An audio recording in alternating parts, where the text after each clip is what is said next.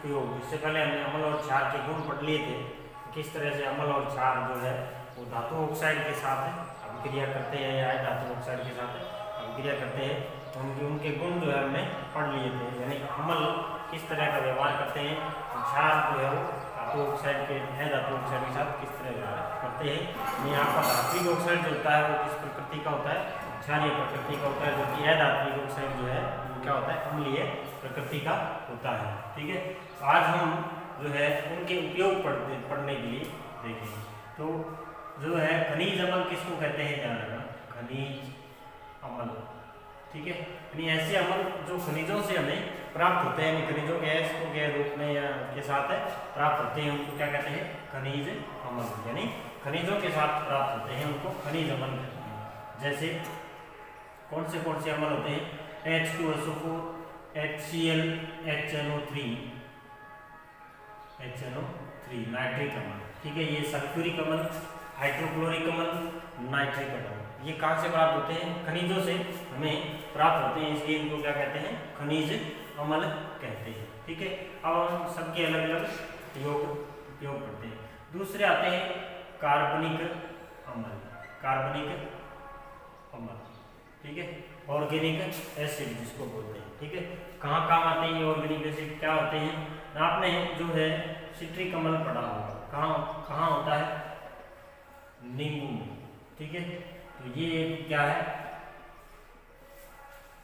Citric अम्ल नींबू में, यानी पेड़ पौधों और जीव जंतुओं के शरीर में पाए जाने वाले अम्ल, पेड़ पौधों व जीव जंतुओं के शरीर में पाए जाने वाले अम्ल।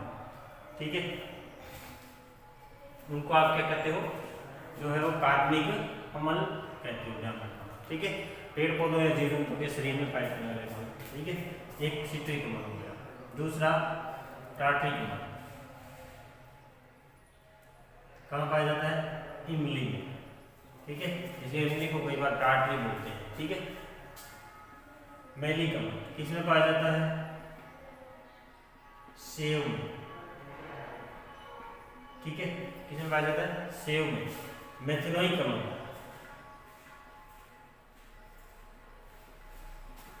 चींटी के डंक में। ठीक है, ये कौन सा अम्ल होता है, मेथनोइक अम्ल। ठीक है, सिट्रिक अम्ल नींबू में। ठीक है, नींबू संतरा में पाया जाता है। ठीक है, टार्ट्रिक अम्ल इमली खट्टे पदार्थों में। ठीक है, मैलिक अम्ल सेव में, मेथनोइक अम्ल चींटी के डंक में। लैक्टिक अम्ल,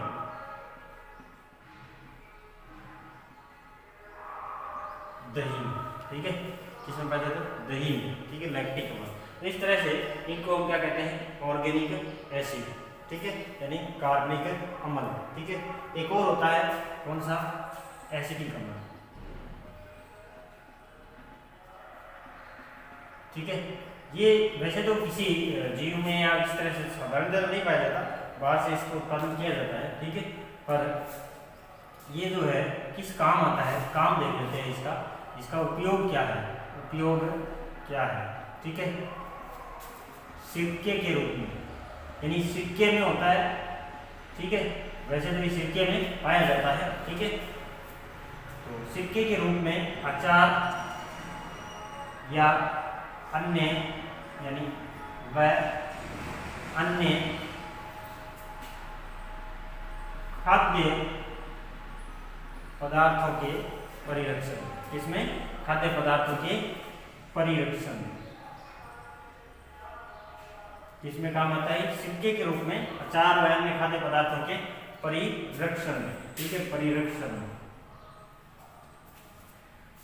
तो ये आपके जो है वो ऑर्गेनिक अम्ल हो गए। अब HCl क्या काम आता है, ठीक है, बाथ, सैनिटरी, टॉयलेट आदि साफ करने में किसका काम है, HCl का। ठीक है, H2SO4, ठीक है, बहुत ज्यादा उपयोगी। ठीक है, इसको क्या कहते हैं, अम्लों का राजा। ठीक है, किंग ऑफ एसिड्स ठीक है। किसी देश की प्रगति का पता लगाना हो, जीडीपी का पता लगाना हो, यानी ग्रोथ जो है, यानी आजकल जीडीपी का बहुत ज़्यादा चर्चा में चल रहा है कि भारत की जीडीपी जो है वो -23.9 लगभग 24 जो है % नीचे चली गई है। मतलब ठीक है, जीडीपी समझते ही होंगे क्या होती है जीडीपी, ग्रोथ डेवलपिंग जो है प्रोग्रेस जो है वो देखते हैं। ठीक है, तो किसी देश की जो आय होती है, कुल आय वो कितनी होती है, पिछली बार कितनी होती है, इस बार कितनी होती है, उसके हिसाब से आकलन करते हैं। ठीक है, तो उसका आकलन अगर करना हो तो आप H2SO4 का उत्पादन देख लीजिए, क्योंकि उसके पास उद्योगों में सबसे ज़्यादा काम होता है। ठीक है, उद्योगों में काम होता है।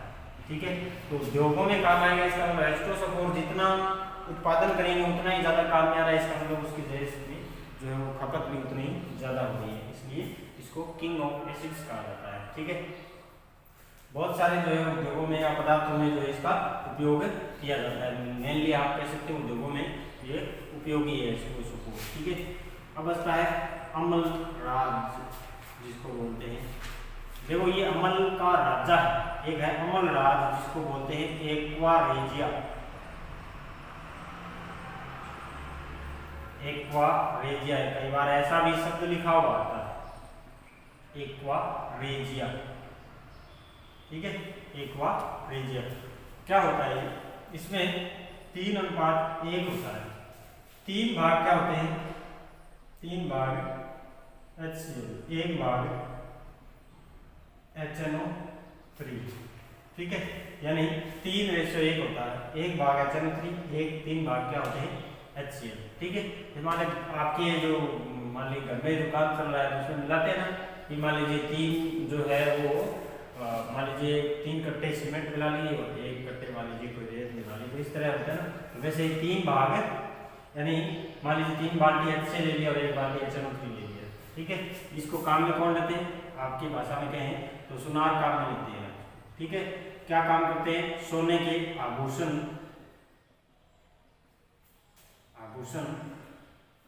साफ करने में।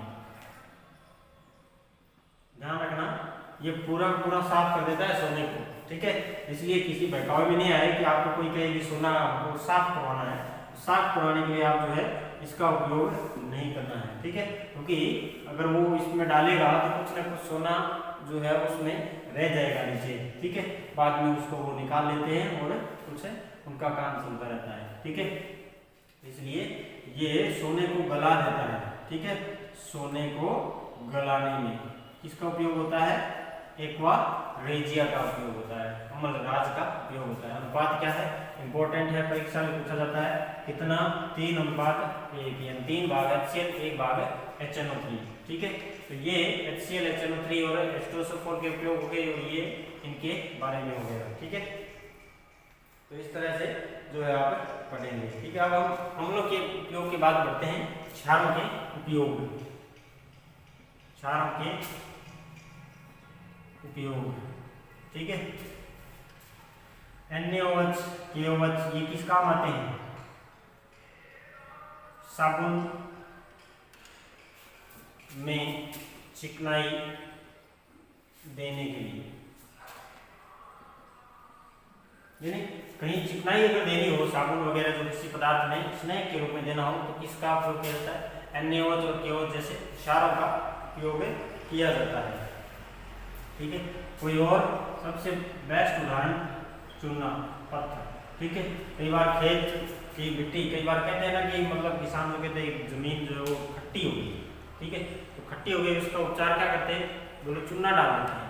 चूना डालने से क्या हो जाएगी, सही हो जाएगी। चूना क्या होता है, क्षारीय, तो खट्टी क्या होती है, उसमें pH घट जाती है, अम्लीय हो जाती है मिट्टी। ठीक है, तो अम्लीय मिट्टी को जो है वो क्या कर देता है, ये उदासीन कर देता है। ठीक है, तो कह सकते हैं कि कैल्शियम हाइड्रोक्साइड अम्लीय मिट्टी को उदासीन कर देता है। ठीक है, तो ये किस काम आता है, आपने चूना जो है ना वही है ये। ठीक है, चूना खेतों में डालते हैं। ठीक है, कई बार, तो ये कैल्शियम हाइड्रोक्साइड। एक आता है मैग्नीशियम हाइड्रोक्साइड या मिल्क ऑफ मैग्नीशिया, यानी मैग्नीशियम हाइड्रोक्साइड किस काम आता है, मिल्क ऑफ मैग्नीशिया। कई बार जो है वो डॉक्टर जो पेट में जलन और उस तरह की शिकायत होती है तो वो एक जो है दवाई देते हैं, तो ये ले लीजिए। वो किस क्या होती है, मिल्क ऑफ मैग्नीशिया। ये पेट की अम्लता को दूर करने के लिए, ठीक है, मिल्क ऑफ मैग्नीशिया जिसका नाम है, इसका काम क्या होता है, पेट की अम्लता दूर करने के लिए, पेट की अम्लता दूर करने के लिए, ठीक है। ये हो गए इनके क्षारों के उपयोग। अब हम पढ़ेंगे लवणों के उपयोग। लवण के बारे में पढ़ते हैं, ठीक है। आपने नमक सभी ने सुना होगा, क्या होता है, NaCl, ठीक है। क्या काम आता है, सभी जानते हैं, खाना बनाने में, ठीक है। लवण CaCO3 कैल्शियम कार्बोनेट, जिसको क्या बोलते हैं, संगमरमर, मार्बल, ठीक है। ये क्या काम आता है, भवन निर्माण में, ठीक है, धातु निष्कर्षण में,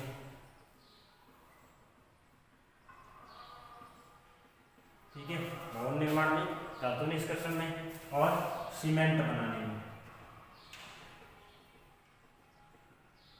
ठीक है। इसके उपयोग हो गए कैल्शियम कार्बोनेट CaCO3, ठीक है, और सफेदी, ठीक है। ये कैल्शियम कार्बोनेट का अलग रूप होता है ज़्यादा, ठीक है। सफेदी यानी आपने जो घरों में कड़ी करते हैं वो यही है, ठीक है, सफेदी है, वो थोड़ा अलग रूप होता है इसका, ध्यान रखना। वो मार्बल अलग है, ये अलग है, ठीक है। इसके अलावा लवणों के और उपयोग देखें तो मान लीजिए फिटकरी, ठीक है, सूत्र K2SO4 Al2SO4 3, ठीक है, और .24H2O, ठीक है। ये सूत्र होता है फिटकरी का, ठीक है। फिटकरी किस काम में आती है, जल शुद्धिकरण, ठीक है, घाव साफ करने में ये भी काम आती है, यानी रक्त का थक्का बना देती है।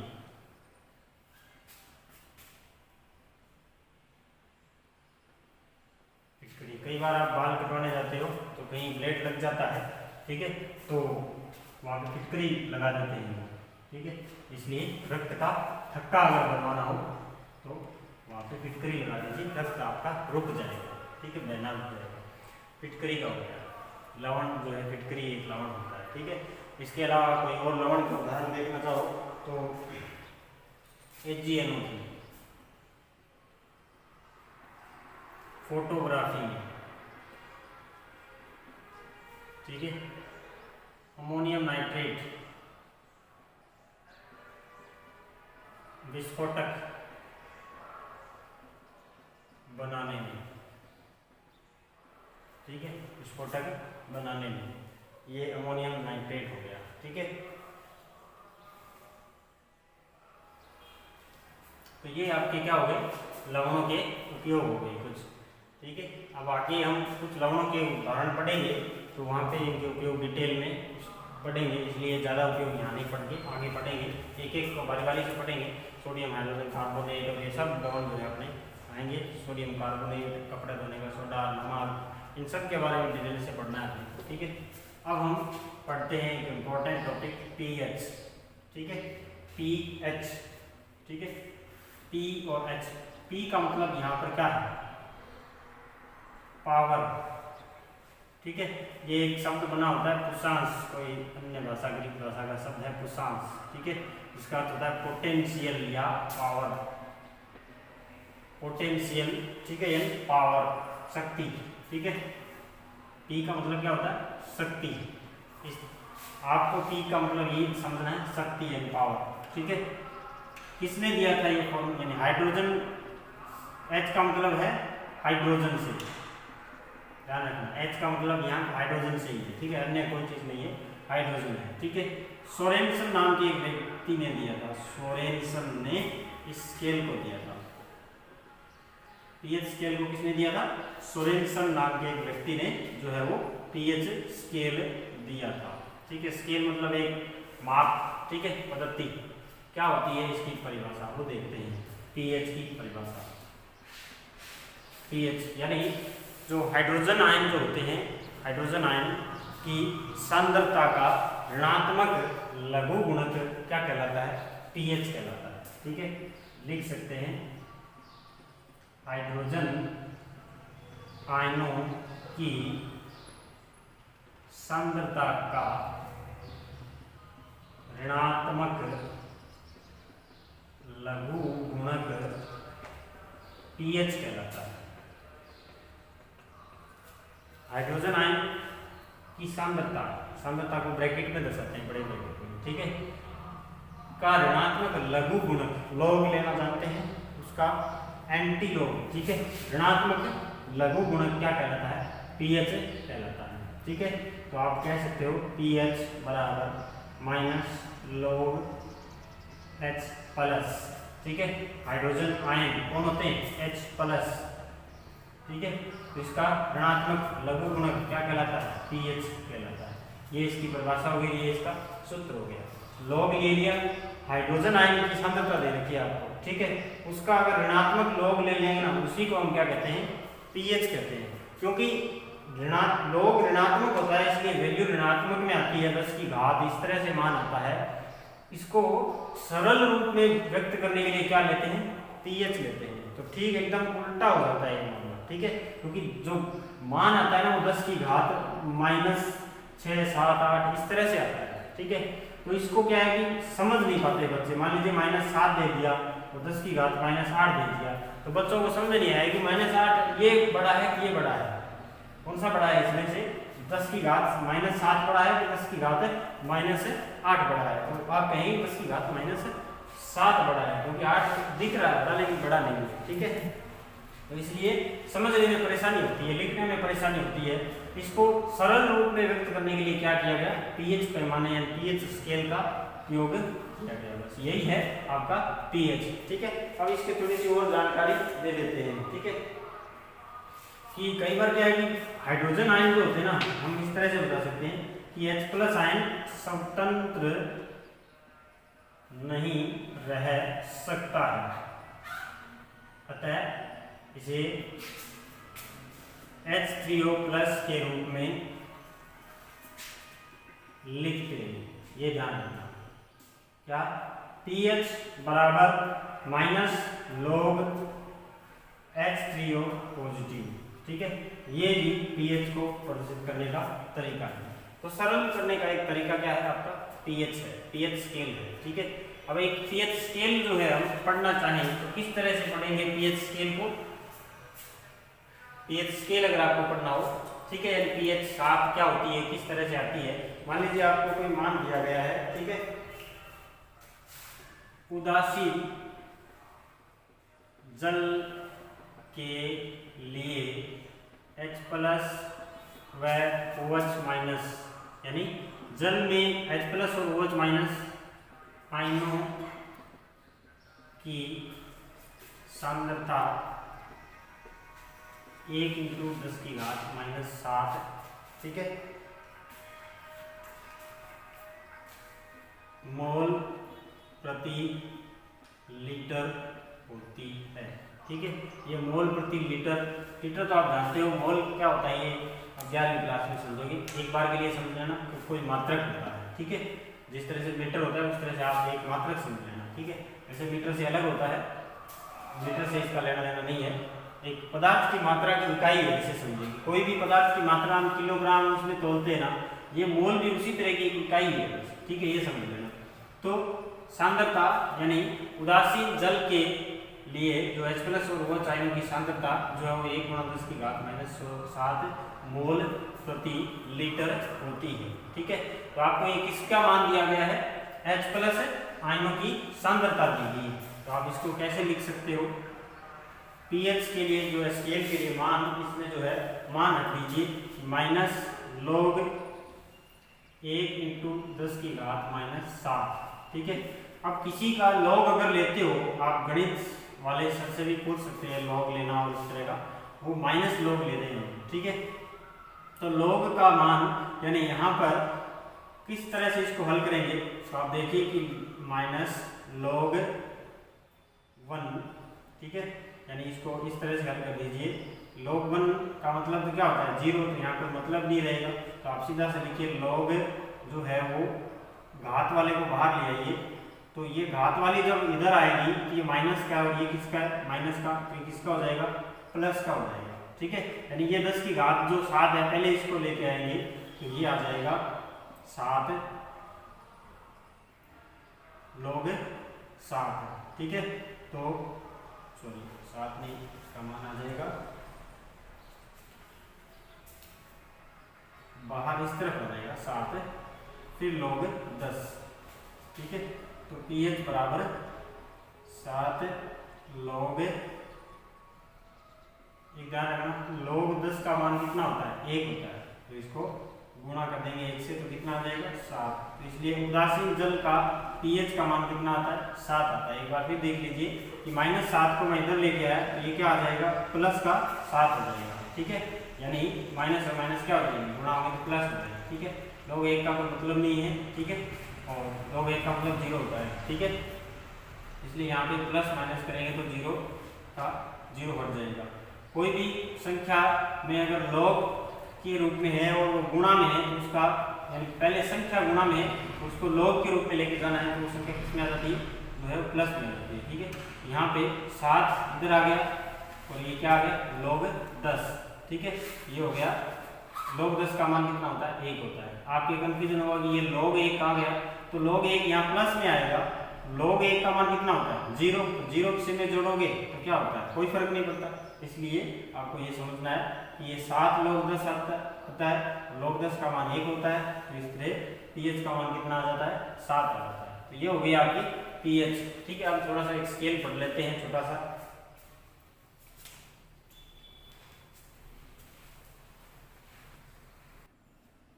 अब देखते हैं ये pH स्केल। ठीक है, अम्लीय pH रखने वाले जो है इस तरफ आएंगे और क्षारीय pH रखने वाले इस तरफ आएंगे। इस तरह से 1 2 3 4 5 और 6 इस तरह से आप बराबर बराबर बांट के रख दीजिए बिल्कुल। ठीक है, तो इस तरह से pH का मान आपको मिल जाएगा इसमें। तो किसी की भी pH जो है वो 1 से 7 के बीच में होती है, 0 से 7 के बीच में, 0 से 7 के बीच में, 7 से नीचे होती है, वो कैसा होता है अम्लीय होता है। ठीक है, यानी pH घटने का अगर आपको बोला जाए तो क्या कहोगे आप अम्लीय है पदार्थ। ठीक है, उसकी pH घट रही है इसका मतलब उसकी अम्लीयता बढ़ रही है। ठीक है, और अगर आप कहते हो कि pH बढ़ रही है, ठीक है, तो कहोगे कि जो है वो क्या बढ़ रही है क्षारीयता बढ़ रही है। ठीक है, तो इस तरह से ये pH पैमाना हो गया आपका। इसके उदाहरण हो गए HCl जठररस जो अमाशय में स्रावित होता है। ठीक है, HCl जठररस में HCl ही होता है मूलतः, नींबू का रस, दही, टमाटर, संतरा आदि इनमें भी क्या होता है अम्लीय pH होती है। फिर आते हैं जल, उदासीन होता है। सभी तरह का जल उदासीन नहीं होता है, लेकिन मूलतः जल को उदासीन नहीं माना गया है। ठीक है, ज्यादातर क्षारीय pH में NaOH, रक्त की pH 7.4 होती है। साबुन का पानी ये भी क्षारीय होता है, मिल्क ऑफ मैग्नीशिया। ठीक है, ये भी जो है वो क्षारीय होती है। तो जिसकी pH 14 के आसपास होगी वो उतना ही ज्यादा क्षारीय होगा, जिसकी pH 7-8 के पास होगी वो उतना ही कम क्षारीय होगा। तो जो है वो प्रबल, अम्ल और दुर्बल अम्ल इनकी बात कर लेते हैं। ठीक है, तो लगभग जो है वो प्रबल अम्ल जो होते हैं उनकी pH 0 से 2 के बीच में या 2 से 3 तक मान लो आप लगभग, और जो है वो 3 के बाद जो है वो 7 तक या ऐसे मान लो कि कई बार 4 तक भी प्रबल ही मान लेते हैं। तो कहने का मतलब अगर आप pH स्केल से न देखें तो सीधा सीधा कह सकते हैं कि pH कम तो क्या होगा प्रबल अम्लीय, pH जो कम, लेकिन ध्यान रखना जो है वो 7 से तो कम ही होगी। ठीक है, 7 से कम होगी, लेकिन कितनी कम होगी यानी कहाँ से कहाँ तक होगी। परास अगर देखें 0 से 4 तक अगर माने pH तो क्या हो सकता है प्रबल अम्लीय। ठीक है, दुर्बल अम्ल। ठीक है, लगभग जो है वो 7 से तो कम है ही, अम्ल तो है ही, इसलिए 7 से तो कम, लेकिन कहाँ से 4 से 7 के बीच में, ठीक है। इस तरह के अम्ल जो है वो क्या कहलाते हैं, दुर्बल अम्ल, ठीक है। अब आते हैं प्रबल क्षार और एक दुर्बल क्षार, ठीक है। प्रबल क्षार कौन होते हैं, जिनकी पीएच क्या हो, पीएच जो है वो 12, 13, 14 तक हो तो वो क्या होंगे, प्रबल क्षार, ठीक है। दुर्बल क्षार जिनकी पीएच 8, 9, 10 इस तरह से हो वो क्या होंगे, दुर्बल क्षार, ठीक है। यानी ये आपको समझना है कि पीएच से हम कैसे बता सकते हैं, ठीक है। एक ध्यान रखना, पीएच लिखते समय पी थोड़ा छोटा लिखना है, एच थोड़ा सा ऊपर लिखना है, इस तरह से, ठीक है। इस तरह से मैंने लिखा हुआ है बात। तो पीएच प्रबल अम्ल प्रबल क्षार को कैसे जो है आप अलग अलग कर सकते हो, इस स्केल से पता लगाया जा सकता है, ठीक है। तो ये हो गया आपका पीएच का स्केल। अब हम पढ़ते हैं पीएच के उपयोग, यानी पीएच का दैनिक जीवन में, हमारे दैनिक जीवन में क्या उपयोग है, ठीक है। पहला उपयोग जो है वो आप समझ सकते हो कि अम्ल जो होते हैं या जो भी मान लीजिए आपकी कोई भी जो है पेट में दर्द हो रहा हो तो उदर में यानी पेट में अम्लता को कम करने के लिए, ठीक है, क्या उपयोग किया जाता है, मिल्क ऑफ मैग्नीशिया, पढ़ा था हमने, मिल्क ऑफ मैग्नीशिया का उपयोग किया जाता है, ठीक है। तो ये क्या करता है, पीएच कम करता है,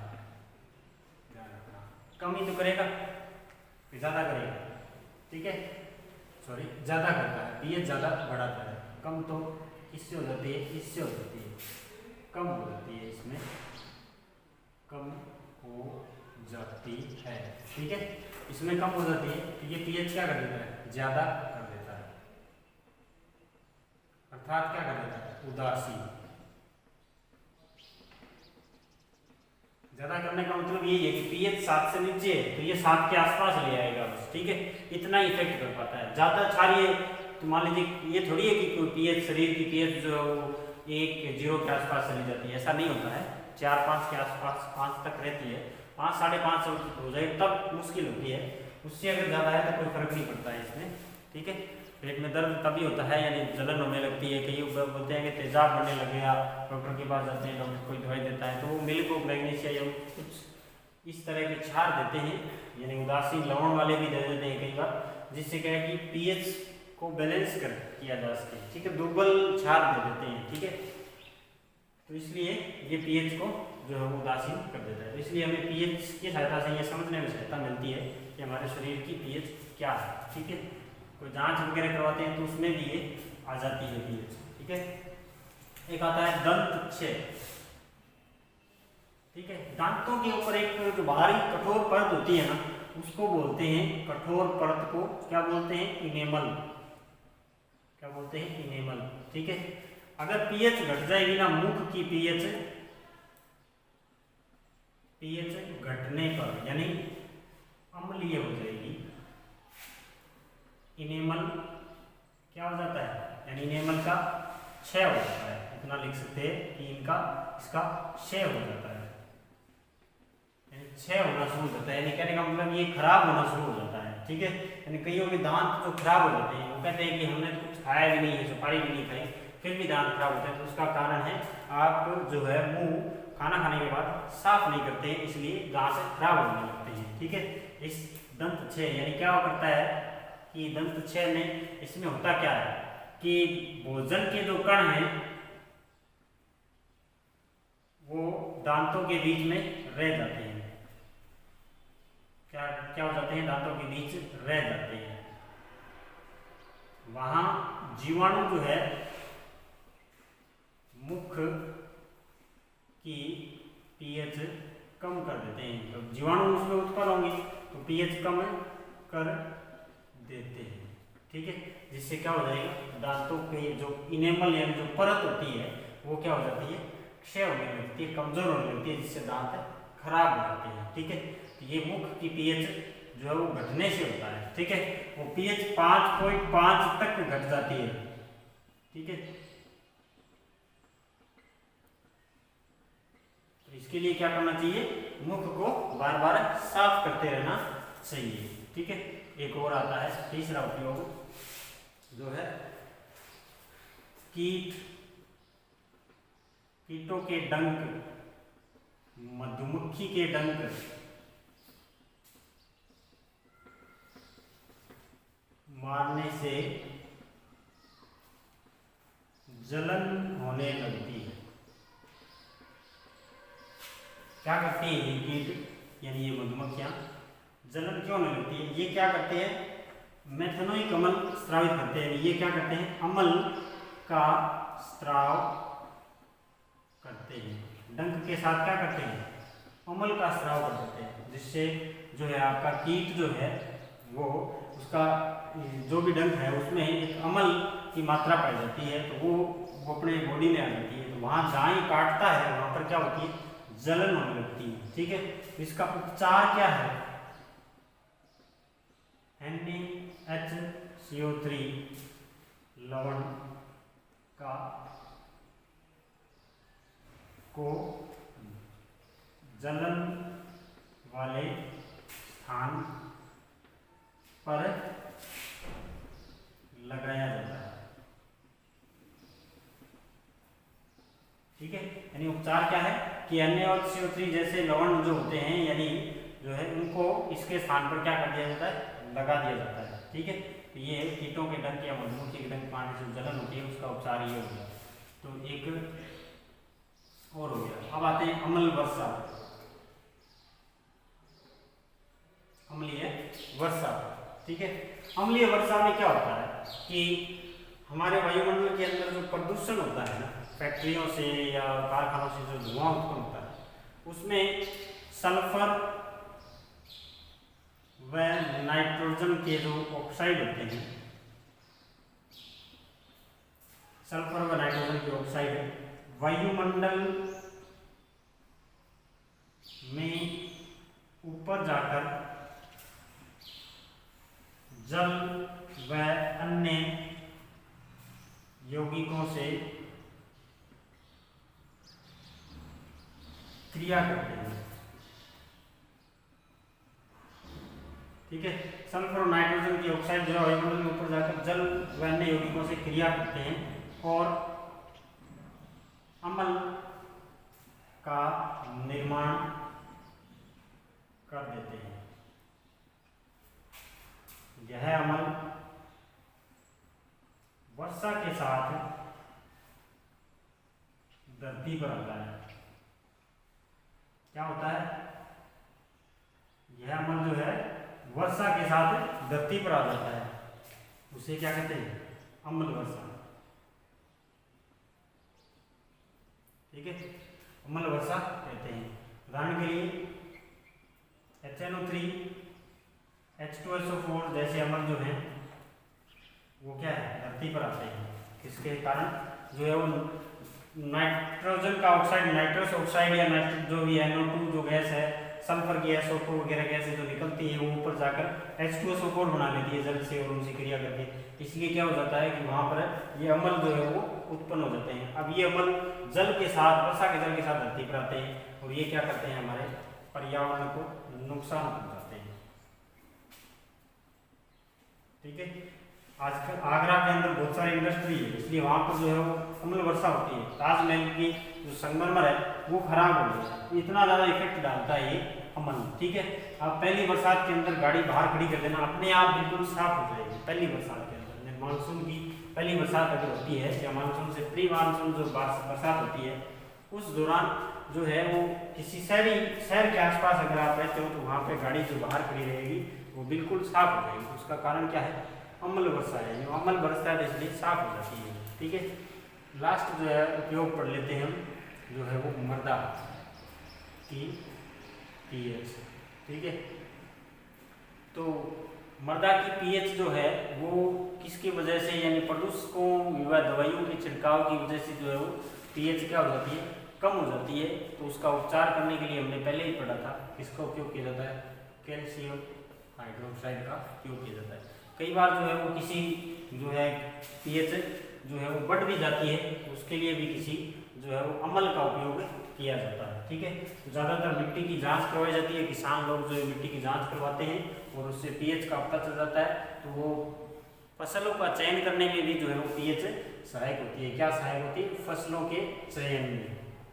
ठीक है, कि कौन सी फसल जो है वो इस जगह जमीन में उगाई जा सकती है। जैसे चना जो है वो लगभग जो है वो अम्लीय मिट्टी में ज़्यादा होता है, थोड़ी थोड़ी अम्लीयता होनी चाहिए उसकी, यानी तब वो चना उगता है। तो इसलिए कई जगह चना नहीं होता है, तो हर जगह चने की फसल नहीं हो सकती, हर जगह जो है वो चावल की फसल नहीं हो सकती, इसके लिए मिट्टी की जांच करवाई जाती है। ठीक है, ये आपके हो गए उपयोग।